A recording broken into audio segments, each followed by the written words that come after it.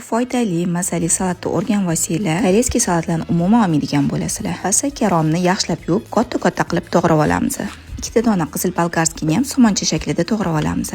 To'g'ralgan mahsulotlarimizning hammasini qopqoq idishga solishimiz kerak. Bir bog' ko'k piyozni ham xuddi videodagi qilib to'g'rab, uni ham idishimizga solib olamiz. Ketidan tuz, shakar, paprika solamiz.